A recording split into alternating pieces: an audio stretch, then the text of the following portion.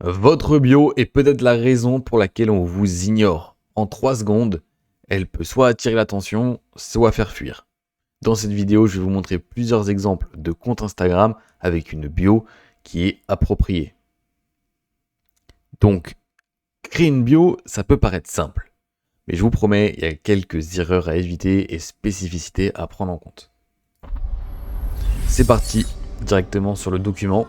Donc les 2 points importants à prendre en compte, c'est que votre bio est la première impression qu'on donne à un visiteur. Je dis souvent que c'est le feed, mais le feed il faut scroll un tout petit peu. Mais si je clique sur votre profil, l'un des premiers points que je vais voir, c'est votre bio.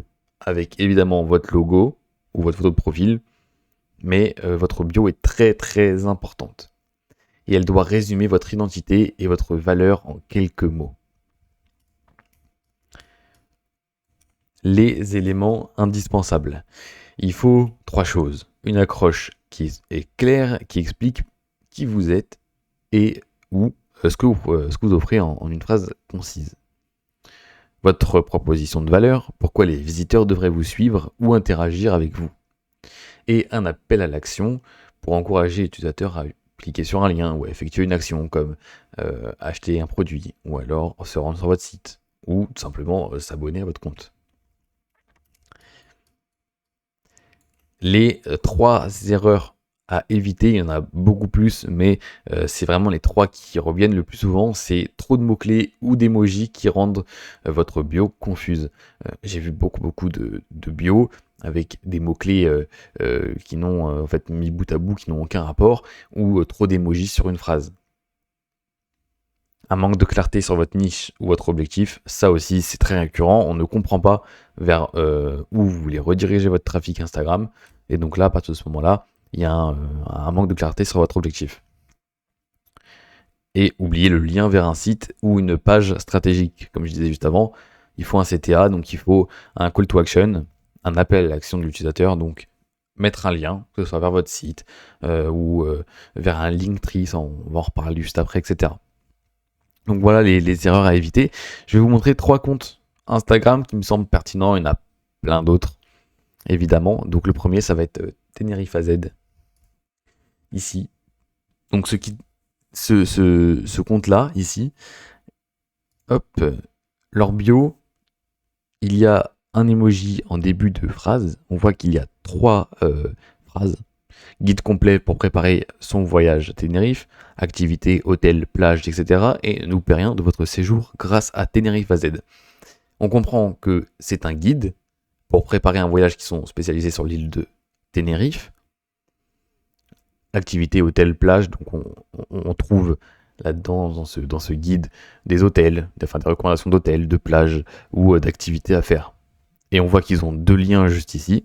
Donc on clique dessus, ils ont tenerifeaz.com, un lien vers la chaîne YouTube et un autre lien qui doit être le e-commerce. Donc voilà. Donc ici cette bio là, elle est top. On comprend tout de suite, surtout la première phrase. On voit qu'il y a un call to action, ne loupez rien de votre séjour, etc. avec un doigt qui pointe vers les liens. On comprend tout de suite la niche, l'objectif, etc. Et vers quoi ça se base. Ok, maintenant, édition Chloé. Ici, rédactrice web. Donc ici, créatrice de text appeal since 2017. On va pas partir sur l'anglais, mais voilà. De texte fadass à mobadass, anti-marketing plan-plan, rédaction site web, plus naming, plus copywriting, landing page. Ici, c'est top. Parce que elle donne de la valeur à son copywriting, parce que des copywriteuses ou des rédactrices tout simplement, il y en a beaucoup. Il y a beaucoup de freelance, beaucoup d'agences, etc. Donc il faut se démarquer. Donc là, elle donne de la valeur, de texte fadass à mot badass. On sait qu'elle fait ça depuis 2017, donc elle a de l'expérience. Et à la fin, elle a du coup sa proposition de valeur où elle explique ses services en un mot. Je le sais, sans aller sur son site ou sans scroll sur son compte Instagram, qu'elle fait de la rédaction pour des sites web, du copywriting pour des landing pages aussi, par exemple. Et ensuite, il y a un lien ici qui va renvoyer tout simplement vers l'ensemble de ces liens ici. Donc là, je peux découvrir ses prestations, donc son portfolio, s'abonner à ses newsletters, réserver une consultation, etc., etc. Et donc là, j'ai vraiment, pour le coup, tous ces liens. Donc ça, c'est top. Et enfin, le dernier compte, qui est juste ici. Donc, c'est un compte, pour le coup, anglais, mais on comprend aussi, alors, il y a le feed, on comprend que c'est la nourriture, mais simple et des recettes délicieuses. On a directement un compte mail et avec un call to action ici. Commander mon e-book, mon cookbook, elle appelle, mais c'est un e-book avec des recettes écrites. Et là, il y a un lien Linktree. Donc c'est le même principe qu'on a vu juste avant.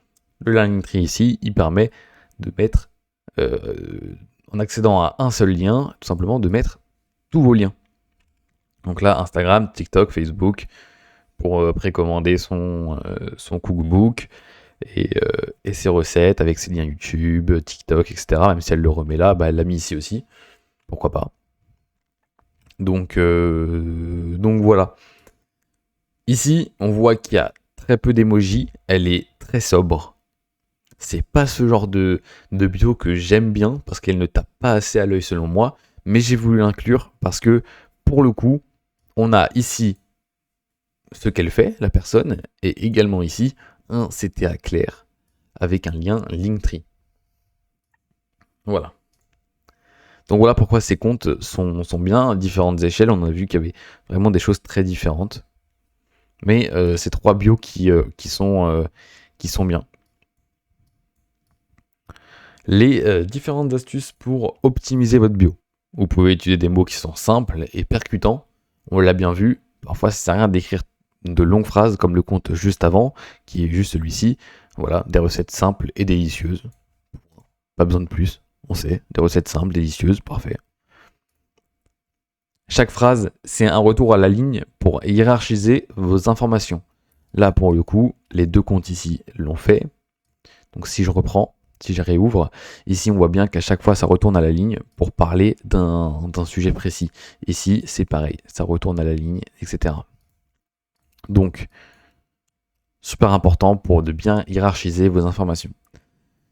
Également, vous pouvez intégrer un lien dynamique, et là on revient à ce qu'on a dit tout à l'heure, comme un outil comme Linktree par exemple, pour mettre tous vos liens dans un seul lien. C'est pas obligatoire si vous avez vraiment qu'un seul lien à promouvoir, pas besoin de faire un Linktree, au contraire, si vous avez juste votre site web à mettre par exemple, mettez uniquement votre site web. Le Linktree c'est utile si vous voulez vraiment que rediriger votre trafic Instagram vers d'autres plateformes, comme TikTok, comme un site web ou comme un lien Calendly pour réserver par exemple des appels. Donc là c'est pertinent, mais ça va dépendre vraiment beaucoup de l'objectif. Et ensuite, maintenant, c'est à votre tour de jouer. Je vous invite à réviser votre bio. La vidéo, elle était relativement rapide. J'ai pas voulu faire une vidéo trop longue. Pour moi, j'ai synthétisé le maximum d'informations ici en expliquant 3 erreurs qui sont assez communes. Et si vous avez une de ces erreurs-là, je vous conseille très sincèrement de revoir votre bio.